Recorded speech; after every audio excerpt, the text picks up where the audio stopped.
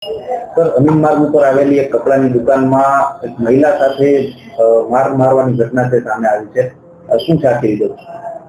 આજથી 15 દિવસ એટલે કે રક્ષાબંધનના દિવસે કપડાની જે દુકાન આવેલી છે ત્યાં એક બેન અને એક બીજો ભાઈ છે ચિરાગ જગદીશભાઈ ચંદારાણા, એ બંને પાર્ટનરશિપમાં ધંધો કરતા હતા અને દર મહિને હિસાબ કરતા હતા. જેમાં આ ગામના આરોપી ચિરાગ જગદીશભાઈ ચંદારાણાએ પૈસા માંગતા બોલાચાલી થયેલી, જે બાબતે તે વખતે એને બેનને 5-6 થપ્પડ મારી દીધેલી. ત્યારબાદ બેનના ને એમના બીજા માનેલા ભાઈઓ દ્વારા સમાધાન થયેલ.